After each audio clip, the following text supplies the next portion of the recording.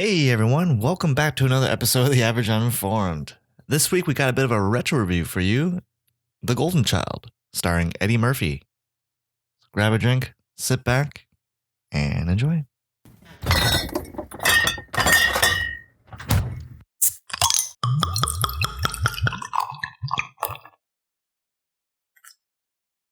Yeah, yesterday, I think I finished work. I was like, something's missing. Something's weird today. I was like, I wonder what it is. Maybe it's, you know what? I'm supposed to watch the movie. That's why it's weird, because I have a movie to watch. No. It was the podcast. You forgot to upload the podcast. I did as well, though. Oh, yeah. No, I didn't forget the podcast. I knew it wasn't there, so I didn't want to bother you because I figured, you're so busy all the time. I was actually. I finished a scene this week. It was 990 frames. How many seconds is that? 24 frames per second. 22. There's 4 seconds and 100 frames. Oh, are you still? Okay. Times 10. What? 400 minutes. That's how long that scene is. No, that doesn't make sense. What? No, I'm pretty sure it makes sense. 40 seconds. Yeah, it's a long scene. Yeah, 41, actually. Yeah, so I finished that yesterday. Wow. So like a week's worth of work for you is 40 seconds on the show? That's actually more than a week's worth. Because I should average around 700 frames in a week. And how many weeks does it take to do an episode? For this show, 4 weeks. 4 weeks. So because it's a lot more complicated technically. Mm-hmm. On a technical level, I should say. Are there 20 animators working on the show? I don't know how many there are. There's like 4 teams. Huh.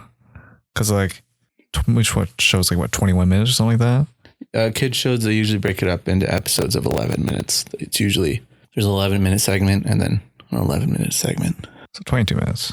Like when they show it on TV, the time allotted for the show is 22 minutes, but technically there's 2 episodes in there. Oh, I see. So it's like 27A and 27B. Mm-hmm. Gotcha. Boy, Damn. This is interesting. I don't know. It is kind of interesting if you think about like how many, like a week's worth of work for you is like 30 seconds ish, 30 to 40 seconds. Something like that. So the show is 11 minutes long. Yeah, I don't know. Just put that in perspective. It's kind of crazy. Yeah. Makes shows feel less disposable when you think about how long people work on them. Nah, not really. Yep. I guess we just start. Victor, stop looking at your phone. But that's where all my news is. Quit with the bumbles and the Tindering. Fun fact. I uploaded a picture of me playing the guitar onto my dating profile. A lot more attention now. Oh, really? Like a lot more. You should put on a leather jacket and get oh wait, you already have a tattoo. Those like the bad boys, Victor, and musicians. I don't know what it is. I got matched with a girl who's in a band. Oh, cool. And I was like, disclaimer, I've only been learning for like 6 months. And she stopped talking to me. You can't play guitar at all. I can. I got like 3 songs under my belt. Name 1 chord. What? Name a chord. Go ahead. D? No. A? No. I'm sorry. We were looking for E minor. I'm so confused. That's too bad. Mm-hmm. Yeah. Do you think she was like going to recruit you for her band? Oh, I doubt it. But there was like one of her photos was literally just like all the guitars that she has. Mm-hmm. As guesstimated based on like. Don't say guesstimate. It's a stupid word. Okay. I had an educated guess estimate. Thank you. Is that so hard? And I think it's like a $12,000 like collection she had there. And like 3 guitars. You should take a picture of your Hot Toys collection and put it in your dating profile. See how much money I have. Oh no. See how much attention you get for that. Oh, they'd be like, oh my goodness. Is that a Mark 6 diecast Iron Man? First release? Movie promo edition. That's an $800 figure right there. My theory is when you're finding a mate, it should be someone who's not into everything that you're into. Like they can be into some things, But the Venn diagram, I think it needs to be a Venn diagram. Yes, for sure. But I think the interests that you share should be more like a general interest of like, you like music? I like music. You like to eat food? I also like to eat food. Because then you get to share more of your likes with them and change them. No, I just mean, as great as it is to be like really, like, say you were both really into Warhammer, I think it's more interesting if your significant other makes fun of you for it. Well, to be fair, I don't think I've dated anyone that had the same interests as I did. Sure, you have. Minus not for an extended period of time, but you've seen girls who have like had same interests, and I was like, ugh. I like the last. Well, okay, I guess the last 3 girls I've dated have been like completely different. Yeah, not nerds at all. And they made fun of you for it. No. Well, one of them did. Yeah, one of them did. Yeah, but she sucks, so it doesn't matter.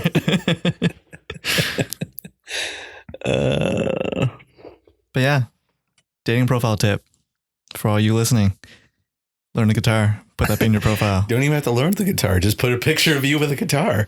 You gotta learn the basics, so when you get called out on it, you'd be like, "Oh yeah, I could." You play a few chords. No, you don't have to. You just have to come up with like a story of why you can't play anymore. And like the darker and like deeper it is, the better. Like, I don't play guitar anymore because my dad taught me how to play and now he's dead, or something like that. You got to have a dead dad then, because otherwise it's not going to make sense. Or you could just keep up that lie for the rest of your life. Oh, your parents invited us over for Christmas Day. Is my dad going to be there? What? Yeah, it's his house. Yeah, we can't go over. Yeah, that's why everyone likes Batman. Dead parents. That's why he doesn't play guitar. This train of thought has gone off the rails. I'm just making connections. That's what I do. That's my job. Just desperately grabbing at anything to make this train stop. Anyways, speaking of, I have no idea how to segue into this. Nick Cage is in the movie. Yeah, I heard about this. I heard he was in talks to do this. Isn't he directing? It's written by, it's directed by, and starring Nick Cage. Oh, I don't know. Okay, go ahead. Tell me about this movie, Victor.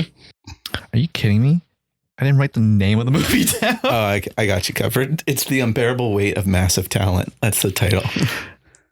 That's why I didn't write it down, because it's such a ridiculous name. I thought it was a joke. Okay, so the premise of the movie is Nicolas Cage is going to be playing himself in this movie, and it's about him trying to get himself cast in a Quentin Tarantino movie. Yeah. All right. Yeah, I'm down with that. It's a really interesting meta movie idea. I think this is the description I copied. It was like, as characters are desperate to get a role in the new Tarantino movie while also dealing with a strained relationship with his teenage daughter. He occasionally talks to an egotistical 1990s version of himself who rides him for making too much crappy movies and not being a star anymore. Oh my goodness. That just got me more excited for it. And apparently this is supposed to be like supposed to make you feel bad for Nick Cage, not to make fun of him, because he's kind of turned into like No, I do. Honestly, I do feel a little bad for Nicolas Cage. He did this like in-depth interview a few months ago where if you pull quotes from it out of context, he sounds insane. But if you read the entire interview, you totally understand every reference he's making. But because it's a little bit off the wall, it sounds like he's just nuts. But like everything he's talking about makes sense in the context of what the interviewer has asked and what he's responding with. And so there's that. And then there's some quote from him where he's like, he didn't want to be another meme or something like that. He was tired of being made fun of on the internet. The majority of the celebrity memes. Yeah. So yeah, I do feel bad for him. Yeah. But at the same time, he makes really unique choices. And that's baffling to a lot of people. Yeah, like the whole what was it, Ghost Rider? He was pulling from like a snake that he had for his character. I did not know that. Yeah, he was like the way the Ghost Rider kind of moves. He kind of emulated a snake. Huh. Or he got references from like a snake or something. You know, like I remember reading that and then watching the beginning of Ghost Rider, and I was like, oh yeah, Ghost Rider 2, I think.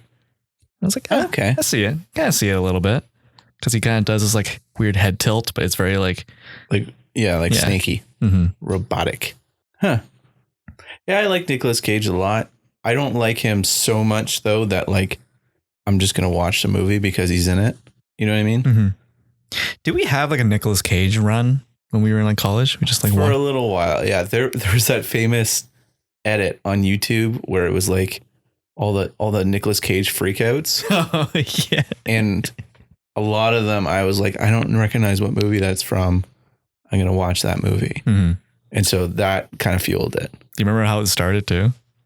Was it The Vampire's Kiss? With him going like, oh. No, I'm pretty sure it was because we found that copy of The Wicker Man in the parking lot. I thought you meant how the video started. Oh, okay. Yes, I remember how the video started. But yes, we found a copy of the Nicolas Cage's remake of The Wicker Man in our parking lot.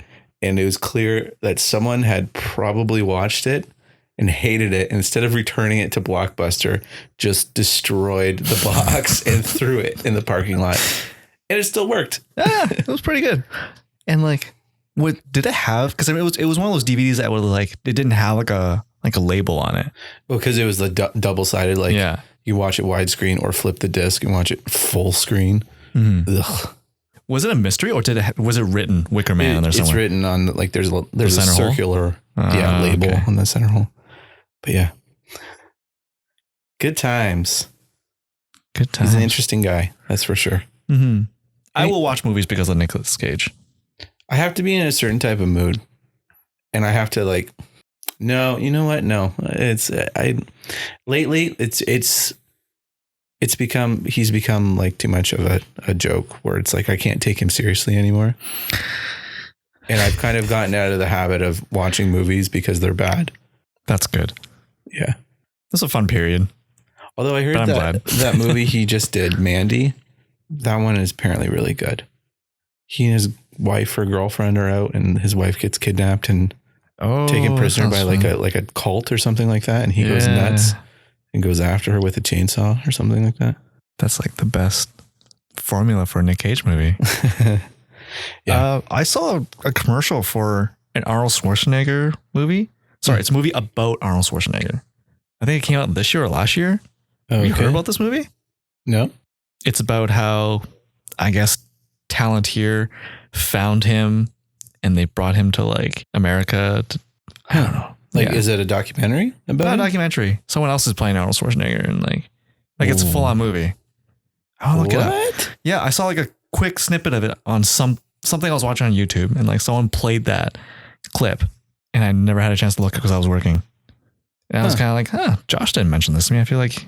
Well, I know because I don't know about it. I wonder if it's like a Lifetime movie or something, like a TV movie, like one that's not very good because they don't have a budget. It's called Bigger. Okay. 2018, 6.4 out of 10 according to IMDb, which I don't use for a rating system. Because if you did, then the Dark Knight Rises is the best movie ever made. Gotcha. Inspiration tale of the grandfathers of fitness as we know it. Joe and Ben Welder facing anti-Semitism. Jeez, I can't read. And extreme poverty. The brothers beat all odds to build an empire and inspire future generations. Arnold Schwarzenegger is also in it. Is that what you're saying? No, he's not. So then what is this about? Like it's about Arnold Schwarzenegger's journey to America, I guess. I don't know. But he's becoming like Mr. Universe or Mr. whatever. You just said it's not about him. It's about Joe and whatever Wilder. Well, he is front and center on the poster. Well, of course he is, because they're gonna go sell the movie. He's the most famous bodybuilder in the world. Fine. All right. Fine. Victor, did you hear the news that Palm Clementieff, I'm so glad you jumped on that because I cannot pronounce her name. she joined Mission Impossible 7 and 8? Yeah. So that's she's most famously known for playing Mantis in Guardians of the Galaxy. Mm-hmm. Oh, I'm so excited for Mission Impossible 7 and 8. I know. Just every person they cast. Like they could cast like some terrible actor and I'd be like, oh, I'm so excited for this movie. You know what's weird? That franchise and I want to say Fast and Furious 2, they've gotten better with each one. Don't you Yeah, think? because they've kind of figured out what makes them good. Mm-hmm. And what people like about them. Yeah. And while I would say they're not on the same level of quality. No. But like, yes, I would agree with that statement. They have gotten better and better with each one. Do you think that stigmatism around like sequels always being worse than the original still exists now? Or do you think it's just like there's such a good like balance between sequels being better than worse? I don't know. I think it's more shifted. I wouldn't say it's in the like the pendulum's all the way to the other side now, but I would say like there's a better chance of it being good.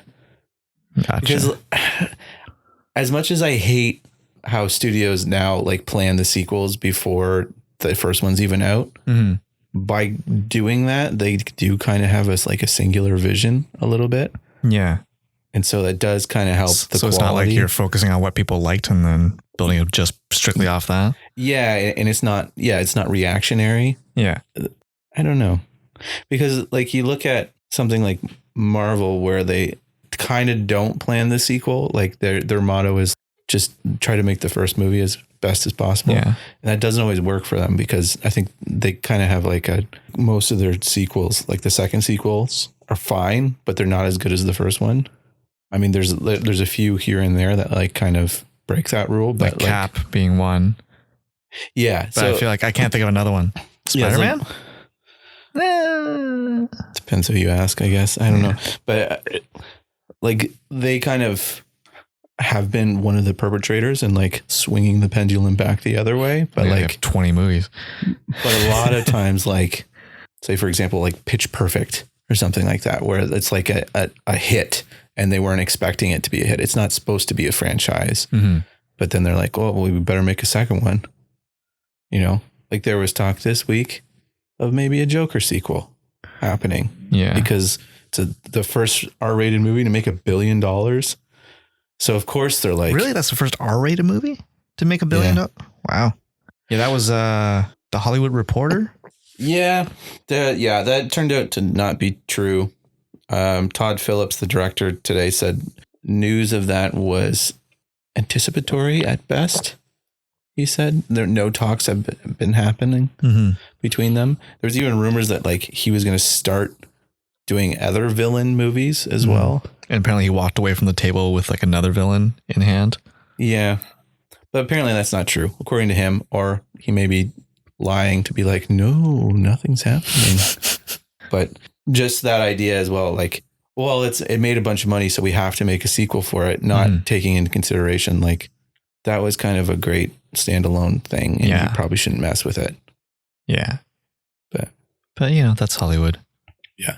I think there's also like different types of sequels now, because like there's like the direct sequel of something that just came out, or there's like the sequel from like 20 years ago.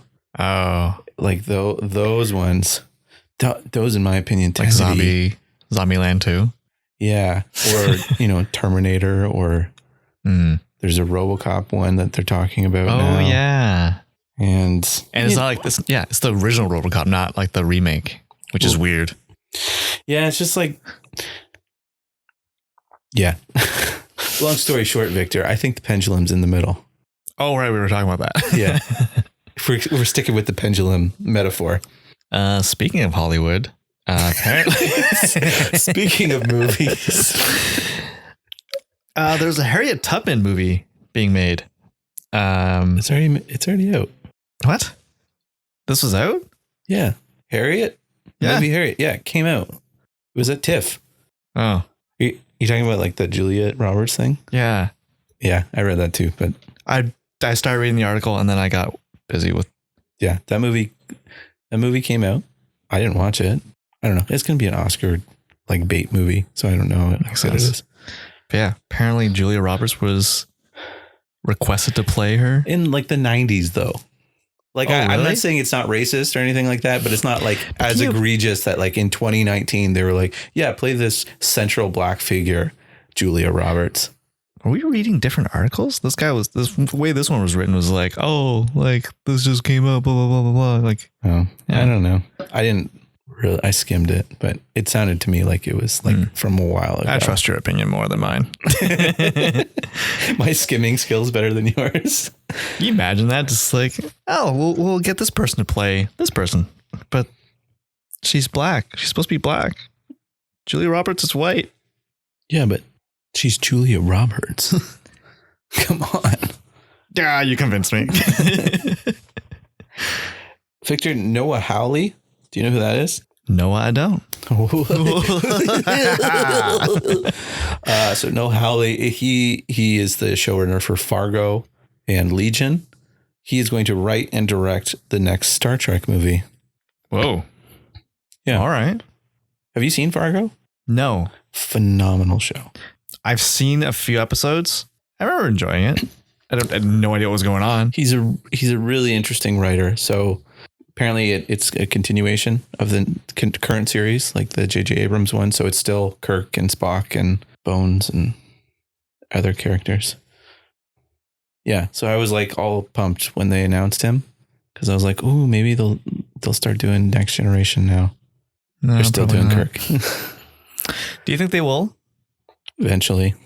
Maybe when they stop doing Picard on CBS. Maybe they'll just bring Patrick Stewart to play Picard in the reboot. Oh, he can show up. Also more time travel. He can play. Is he an admiral now after the show? Yeah, I would think so. I think he's retired in the show, right? But he's a retired admiral. Mm-hmm. In All Good Things, he was an admiral, I think. The last episode where they like kept jumping through time. You don't remember that. Anyway. Yeah, so that's exciting. Yeah. I'm pumped for that. What was the last Star Trek movie that came out? 2016 or something? It's a while ago. Yes. Yeah. Yeah. I remember I went to see it when I was working at Guru Studios. I was having a bad day and I just called my wife. I was like, can we go to the movies or something tonight? I'm just like so bummed today. We went and saw Star Trek Beyond and it was delightful. That's the one with Idris Elba was the bad guy in that one. Did I not see that one? I guess not. How many are there? 2, 3? There's 3. Yep, I haven't seen it. Oh, okay. Okay. Oh, I guess I'm watching that probably tomorrow. I wonder if the microphone's picking up my stomach. It's making weird bubbly noises. Probably drinking all that bubbly stuff. Okay, Victor. There's been rumors in the past couple of weeks about WandaVision. Ooh, we're jumping into the Disney section now? Marvel section? Sure. We've been jumping all over the place this week. So rumors are, Victor, that this is going to be a mix of old-timey sitcom and Marvel epic. And so the first 3 episodes... very similar. Yeah, okay. Yeah. So the first 3 episodes are Wanda's has like reshaped reality and she's living like a nuclear family type life with Vision. Mm-hmm. And so I said the first episode is like a 50s sitcom. Second is a 60s sitcom. And the third is a 70s sitcom. And then they start getting into like actual Marvel stuff. And so in each subsequent episode, they have twins. Makes sense. And in the 50s, they're babies. 60s, they're children. 70s, they're teenagers. Mm-hmm. Makes no sense timeline wise, but I know. But Wanda can warp reality. So anyway, so Speed and Wiccan. Are you familiar with them? They're Young Avengers. No. So they're actually Wanda's twin children. Makes sense. So yeah, there's rumors that they're going to show up, and that's what the show is going to be. You think the show is going to introduce those characters into the Marvel universe? You know, I wouldn't put it past them because they seem to be gearing up to do like doing a Young Avengers type thing. They got Kate Bishop coming in. Yeah. For Hawkeye. And I guess Miss Marvel's not a Young Avenger, but you could easily like Kind of. like shoehorn her in. I thought she was an Avenger. Oh, maybe she's an Avenger. Yeah, she's not okay. one of the Young Avengers for sure. But how do you feel about that? I'm okay with it. I think I've said before, like, I think I like a diversity in ages when it comes to Avengers. I think it'd be a cool dynamic. So all for it. How do you feel about the sitcom aspect of it? Oh, that's weird. There's rumors that they might even film stuff in front of a live studio audience. That's cool. I mean, they're really keeping I guess they can still do the CG effects later. Yeah, just be weird. I'm kind of thinking like that's a lot. It is a lot. I don't know how long the episodes are, but they've said, I think there was an interview with what's her face, Elizabeth Olsen, and she said there's 6 hours of content. That's a lot. So like if it's 6 hour-long episodes, I don't want to watch 3 hours of a sitcom. You know what I mean? Like I don't want to watch the Vision and Wanda show where they're just making nice and, oh, you burnt the turkey again. Oh, I'm so mad. And no, I don't know. I think that's going to be like the theme of it, but I'm sure there's going to be like, it's not just going to be a typical sitcom with Wanda and Vision in there. Like I'm sure it's going to be, Wanda and Vision story primarily. And then you get the sitcom elements here and there. They're not that stupid. They're not going to do something weird and crazy like that. I just hope that the rumor is wrong. Like it's whether, like, even if it's still like there's a mystery to it and they keep on throwing on mystery elements with each subsequent episode, I still don't want to spend half the show in that format. You know what I mean? Mm-hmm. Maybe they'll be like, just it's Disney Plus. They can do whatever they want. The first 3 episodes are only like half an hour each. And then the last 3 are like an hour and a half each. Yeah. Yeah. Potentially. I don't know. And I'm not a huge fan of the Young Avengers, so I'm not like real excited for them showing up, but it makes sense for them to do the twin thing with them. Yeah. Like I don't really care too much about the Young Avengers, but I'm more interested in see how they're gonna mash them with like the Avengers if there's still a thing in that universe. Mm-hmm. Do you think Vision survives this? Probably not. They'd be like, oh, it was so nice having a reality where Vision existed. And they'd be like, oh, don't use your powers like that, man. That's probably Vision saying that. Yeah. He talks like that for whatever reason. Gotta use responsibility. You have all these great powers, you know? Yeah. Something Spider-Man. Undo it. And then it's a big sad ending and comes back to normal MCU reality. Yeah, I think that's exactly what's going to happen. You're right. Like I wouldn't be surprised if Quicksilver shows up as well. Hey, did you guys forget about me? They're all Italian in this. Are they? Is that even Italian? What do I know? Yeah, I think that's exactly what's going to happen. Is that the entire show will be about Scarlet Witch's grief. Mm-hmm. And by the end of it, nothing really happened. Like nobody really notices anything changed.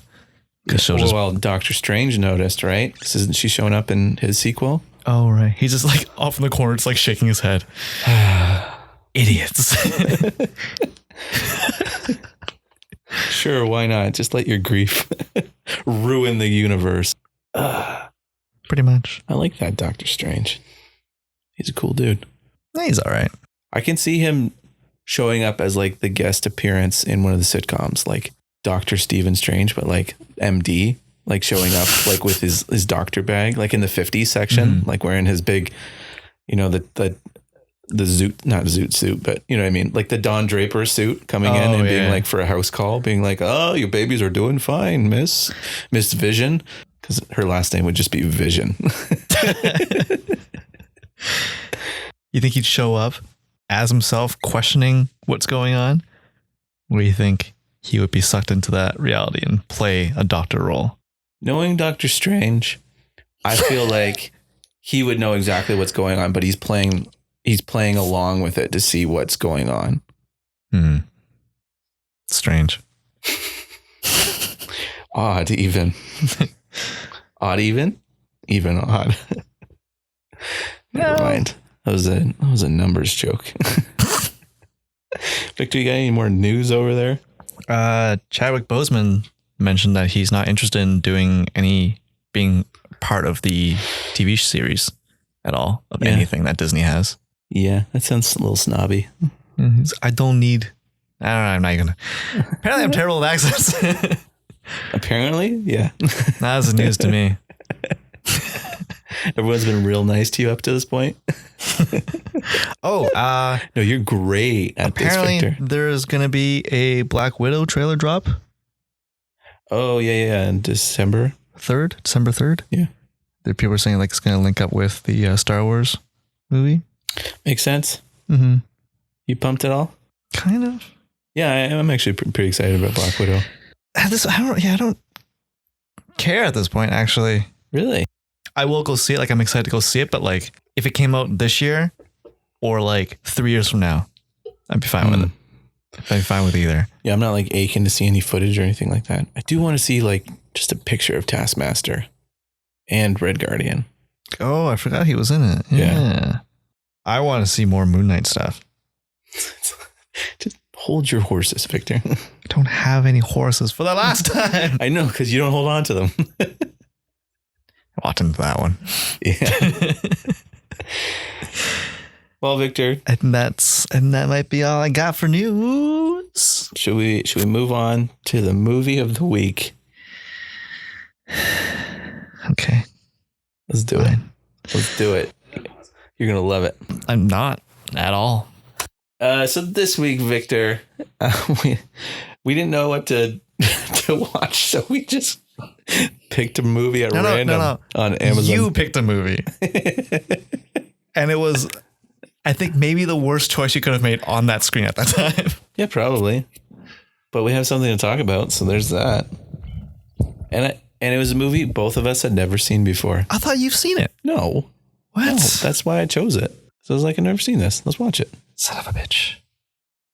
Why would I subject you to that? The movie was The Golden Child, by the way. Mm-hmm. Was it 1986, you said? 1986. Eddie Murphy movie. Eddie Murphy. You probably haven't seen it. It's awful. It's Eddie Murphy. I hated this movie. And Charles Dance plays the bad guy.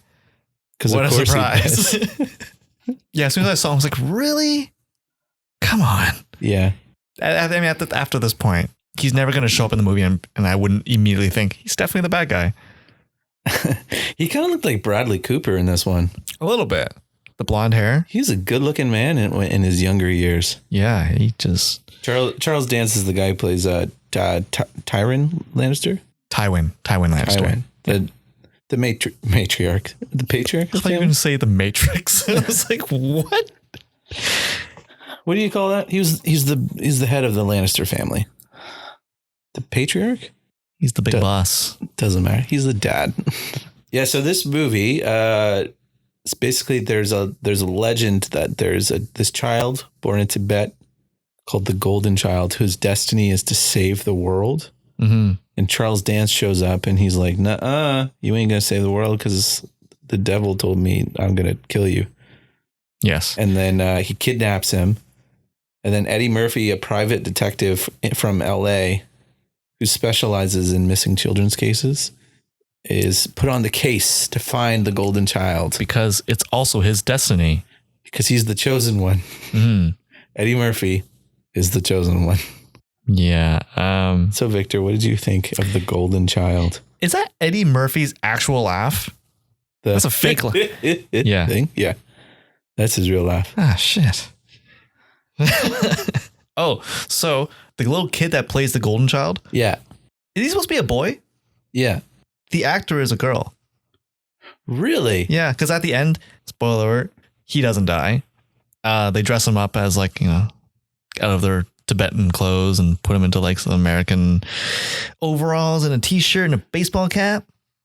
And I was like, that kid kind of looks kind of feminine. Huh. Looked it up. Yeah. What's their name? JL Riate? I don't know. I thought you could read Tibetan, Victor. But that's her there. Wow. Yeah, she's a woman. Yep. Now, wait. It is 2019. Are we sure that she was a girl when she filmed it? I'm not saying you're wrong. I'm just saying. I'm just saying it could happen. But there's some pretty big names in here. There's Charles Dance, Victor Wong. Guy from the Three Ninjas. Yeah. Yeah. Amongst other things, he was, what was that movie we Nobody watched? cares, Josh. Three Ninjas are nothing.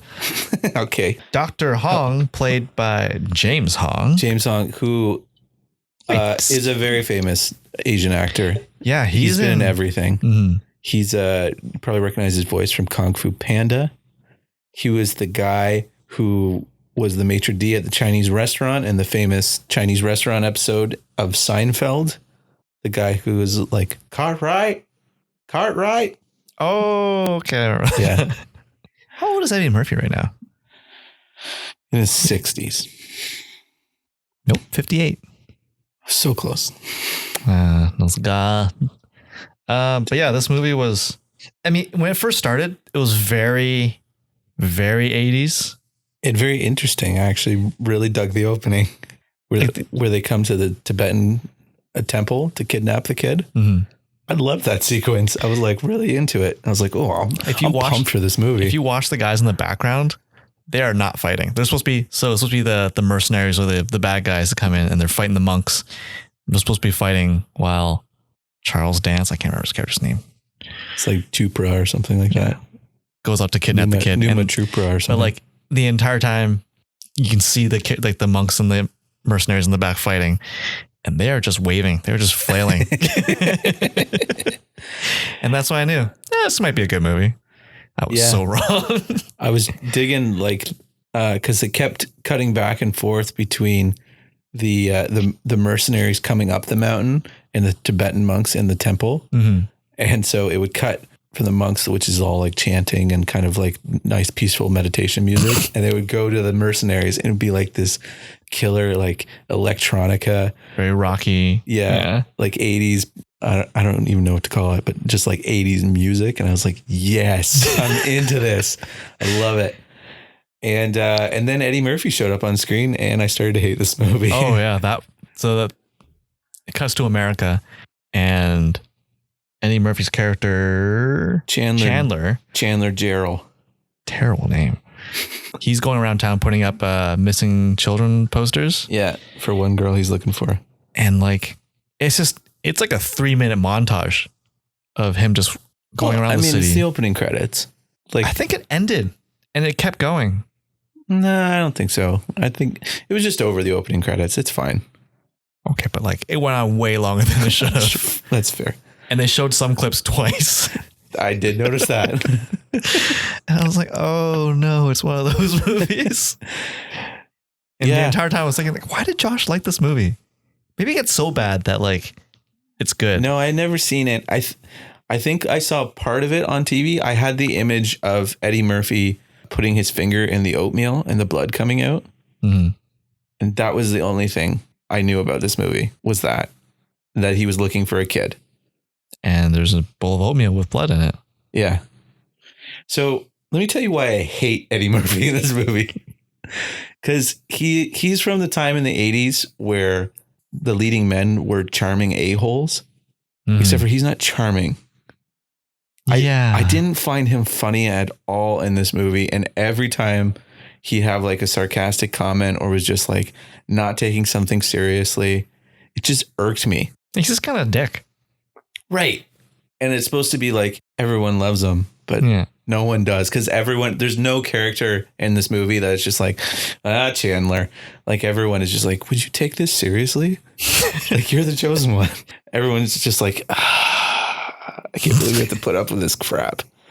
And like there was other movies that had this, right? Like they had the charming a-hole, like Venkman from Ghostbusters or Fletch from Fletch.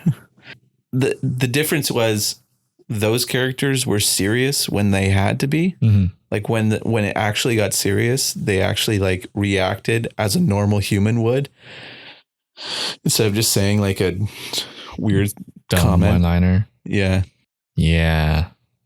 Also his laugh. Yeah. It sounds forced. It sounds fake. You didn't like it, huh? All right. Well, that's just Eddie Murphy's laugh. That didn't bother me so much. But I'm sure in like a context outside this movie, it'd be perfectly fine. Mm-hmm. But man, this movie. The other thing is he seems to hate kids or not care about them.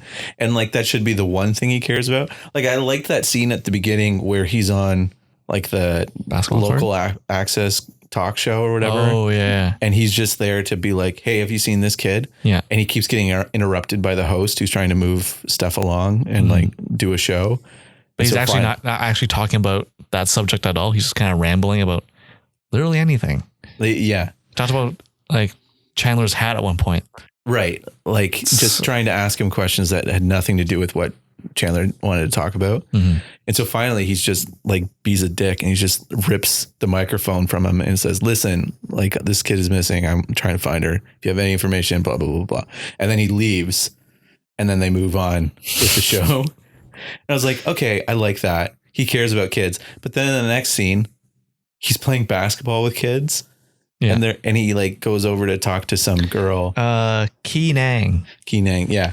And he has the basketball and the kids are like, hey, Chandler, throw over the ball. And he's like, you shut up. And it's supposed to be a joke, but at the same time, it's like, come on, man. Like, this is supposed to be your one character trait I'm on board with, that you like kids. And he just treats them like dirt. He likes the kids that are missing. Hates ones that are there. No kidding, right? Because when he goes to the crime scene where the 16-year-old girl was murdered, yeah, he just doesn't seem broken up at all. No, he's not affected at all. No. It's like, I've seen this enough. Yeah. I knew this was going to happen. Yeah, right? Like, there's not even like a moment of him going up and like holding the blanket over and looking at the girl and being like, lost another one. So anyway, he hates kids. That's 2 to 74. One more and I've lost 75 kids. Anyway, I'm sorry. I stepped on your point.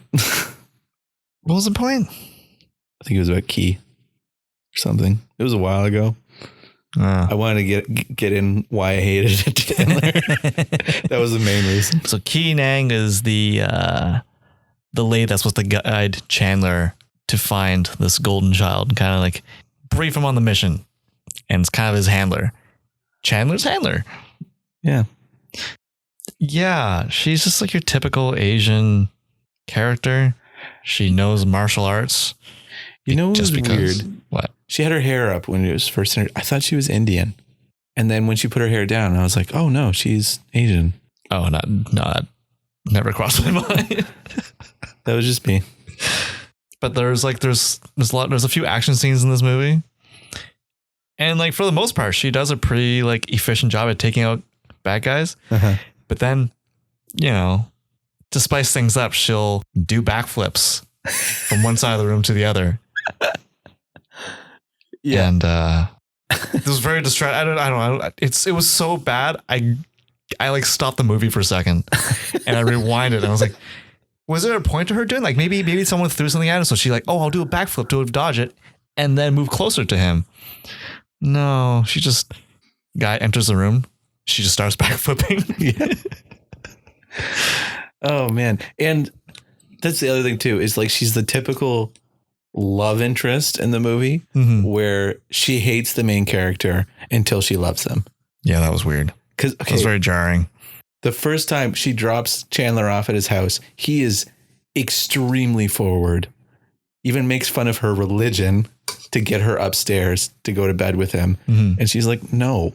And he's like, oh, okay, then whatever. Like, like so surprised his game didn't work. And so then all of a sudden, I can't even remember what happened in between the two times, but like the second time she goes to drop him off. She's like, aren't you going to invite me upstairs? And he's like, yeah. And then they just go and bang. And it's like, what happened that she's just like suddenly, yeah, let's do it. You're suddenly charming now. Plot. It was necessary for the plot. And then she's talking with Victor Wong later. And she's like, I ruined myself with the American. And I was like, why? Like, it was for the mission. No. Yeah, she asks him for the his approval because I guess he was her grandfather. or father. I don't know. Yeah, who gives a shit? This movie sucked. Yeah, and then that's the other thing. He is just very casual. Like Chandler's very casual about the whole sleeping with each other thing. Like it's just a hookup for him because he like children, he considers women just Disposable. He doesn't care about anyone. Okay. and so anyway, they go to Tibet. Was it? Yeah. Yeah. Cause they went to Kathmandu, right? Mm-hmm. Yeah. And then so they go to Tibet and he meets this wise old man played by Victor Wong. Hey. And he's like, oh, hey, how do you know when you love someone and want to marry them or whatever? It's just like, really? Like you have shown no interest in her other than purely sexual objectification. And now you're just like, yeah, I want to settle down now. 'Cause she kicks ass and does cool backflips. I mean, not that she's not a good character and like, no, she's not a good character. She's very paper thin. I'm just saying, it's not like she's an awful person that it's like, you want to marry her? Really? It's just sudden, Victor. It's sudden. Yeah, they couldn't really stretch this. This was probably originally like a 4-hour movie, you know, it's very epic. And how long was it actually? Hour and 33 minutes. I was going to guess 93 minutes. But what'd you think about the ending? The end fight? Big climax of the movie. What, you mean the 5 minutes they sandwiched in at the end? Man, was that bad. Charles Dance's character morphs into this stop motion looking it was demon. Claymation demon. Oh, it was like a bone pterodactyl. Yeah, actually, that's actually pretty accurate. And it's just funny too, because like the whole sequence is he sneaks into the fortress where he's supposed to be. And there's one guy for opposition, which is the monkey face dude. Mm-hmm. I think his name was Fo or Fu. No, it wasn't monkey face dude. It was the idiot. Oh, I sorry. No. It was Fu first, right? Because he jumps up on the balcony and he throws a chain at him. Mm-hmm. It's like a whip. Yeah. Yeah. It's like the ninja chain weapon, right? Yeah. And I was going to call him Axel Foley. That's his character in Beverly Hills Cop. Chandler grabs the chain and like just pulls it. It like wraps around a pillar somehow, and Fo just falls and dies. Falls and hangs himself. Yeah. You're like, okay. Because like they make that character look like a total awesome ninja, and then he just literally like slips and falls on his sword. Like, that guy sucks. Right? And you're expecting like, oh, there's gonna be this cool fight where like Chandler's getting the crap beaten out of him for the entire time, and all of a sudden like there's one little slip up and he wins. Mm-hmm. No, slip up happened immediately. The fight was a slip up. Yeah, and then there's the dumb guy. Yeah, who gets converted because the golden child touched him and like made him good. Yeah. Yeah, they could have just left. They could have just left because they got the child. They could have just left. That's what I mean. It's like they got the golden child. They're about to leave, and he's like, "Hold on, I got to say hi to Charles Dance." And he goes into another room where Charles Dance is just sitting there, and then turns into a demon. He's like, "Okay, I'm gonna head out." Looks like you're in the middle of something. I'll come back later. Yeah, it's like you could have just left. That could have been the end of the movie. Nobody would know. Yeah, what the hell? Another thing about the stupid key thing. So they come back from Tibet. They had to go grab a dagger. It's a sacred dagger. That's the weapon that Dance's character wanted. But that's also the dagger that they would use to kill the child. It kind of lost me. It was very complicated because it was like, this is the dagger that can protect him, but let's trade it. Wait, it's the only dagger that can kill him, but let's trade it for the child. Yeah, that makes sense. Yeah, there's gonna be a part of that transaction where those two are right next to each other. Yeah. Yeah. So anyway, they come back and they're like in some guy's mansion as they're like hiding out. Oh, and as part of his advice that Victor Wong gives him, he says you have to be pure, as in like if you're gonna marry someone, don't sleep with them. Oops. I'm very confused right because I don't remember this part of the movie at all. Okay, well, let me set it up for you. So anyway, so he's got the dagger. He's got a briefcase like handcuffed to him. And she goes, "Are you coming to bed wearing just like the t-shirt nightgown or whatever?" And he's like, "You know what? I'm going to stay out here." Like, because he's like, "I'm going to be pure." And she's like, "Oh, okay." And then goes back to the room and is bawling on the pillow. Really? You don't remember this part? No, I don't remember. Did you fall asleep in the movie? Because then that's when all the ninjas show up. There were ninjas? Yeah. And then he runs into the bedroom and he's like, "I heard a noise." And then the ninjas show up and they leave out the balcony. Okay. And then they're fighting and she's just wearing the nightgown during the fight. Ooh, nice. And then she does a bunch of flips and then Charles Dance shoots her. Remember? Oh, yes. Yes, I remember this. Yeah, right. Yeah, so she sees that this one of the dudes is going to like shoot Chandler with a crossbow. So the only reaction that she could possibly have is to turn around, backflip over to Chandler and take the arrow. Yeah, because that was easier than going, "Chandler, watch out." Literally anything else would have been better. I don't know. That's the other thing too. She started backflipping right beside Charles Dance, who had the crossbow. Like, you couldn't have just hit him, done some karate or whatever. I mean, you're going to die anyway. Like, just, you have to backflip for 5.5 minutes to get over there. Yeah, that's also a lot of calculation too, that like when you end your backflip, you're going to be close enough. I've never done a backflip before, but you can't see shit. Yeah. This movie sucked. And so they have to defeat the skeleton pterodactyl at the end of the movie. Mm-hmm. And so they driving away from it. Oh yeah. See, they get into a car and they're driving away from it and it's like chasing after them. And then so they go into an abandoned water tower. Yeah, I remember that part. I don't remember the driving part. So they get into a car and he's like, "Well, there's no keys in this car." And then the kid like touches his hand and the car starts. Really? Yeah, because I remember thinking, why did you go into a new car? You drove your own car here. You have the keys to your car. They got to show off this one. Yeah. And so anyway, they go to abandoned water tower and then the thing collapses on the pterodactyl and then he comes back and he stabs him with the dagger. Because chosen one. Yeah. And then that's the end of the movie, I guess. And the kid goes off and saves the universe or whatever. Yeah. This movie sucked, Victor. Yeah. I was expecting something good. Really? Yeah. I wasn't at all. I was expecting a non-comedic Eddie Murphy movie. I was expecting it to be like, maybe he'd say the occasional funny line here, but he was like a hardened detective. Yeah.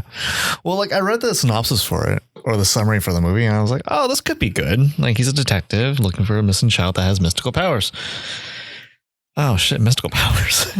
Yeah.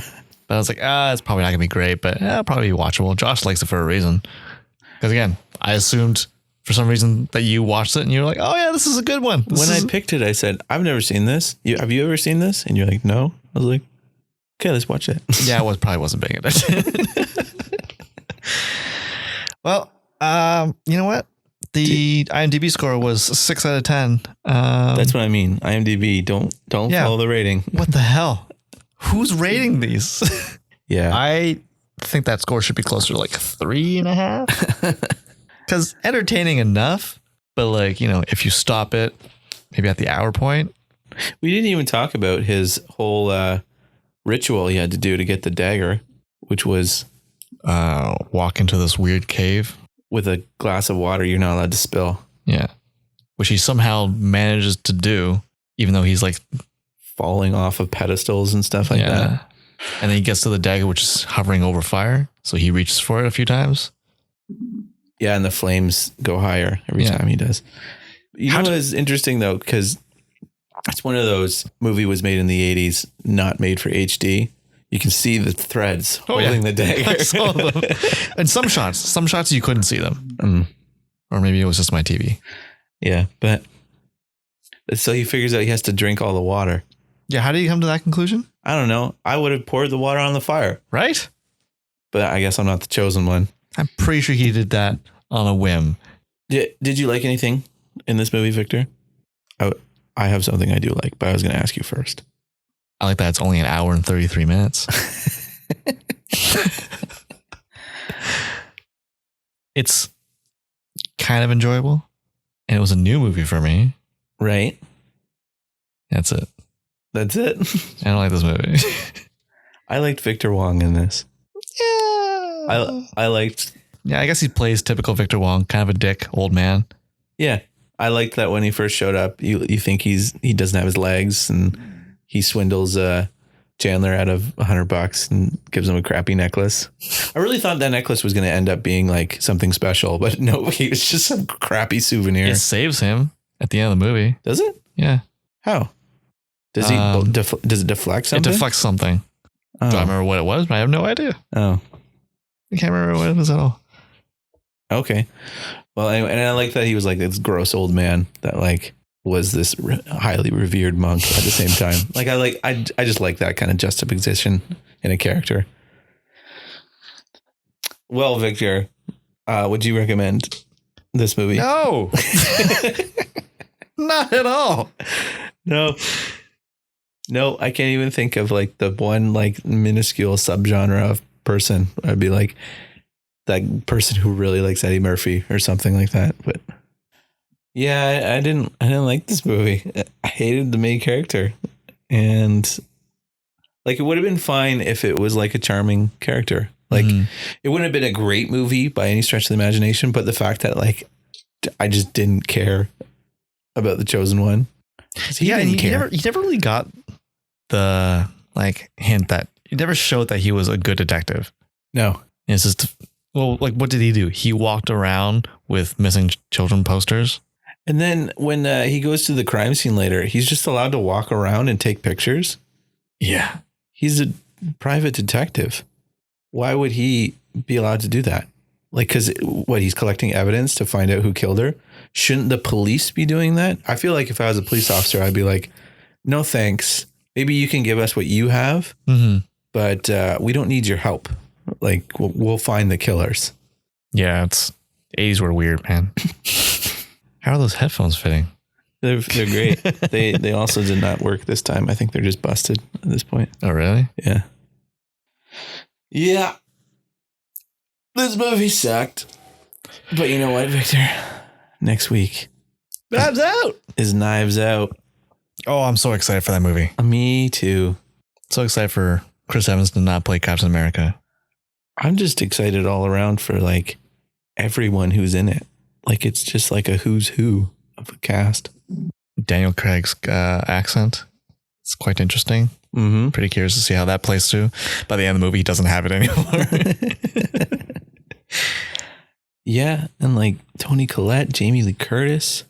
Oh yeah, I forgot what Jamie Lee Curtis. There's so many people in it. I'm so excited. Can't wait to watch it. Wrap it up there then? Yeah, might as well.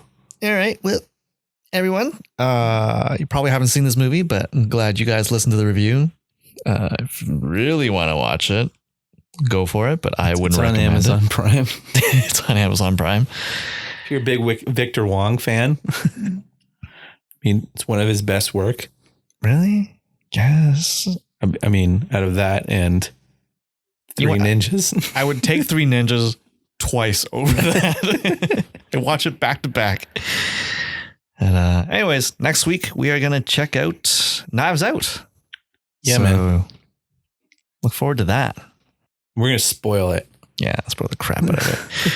But if you want to get in touch with us directly, you can email us at averageuninformed@gmail.com. And if you have any comments on any other terrible movies, leave in the comments. I don't know. Wait, were you talking to me or the listener? Why would you be leaving comments? But talk to you guys next time. Bye. Bye, Victor. Me? What? What?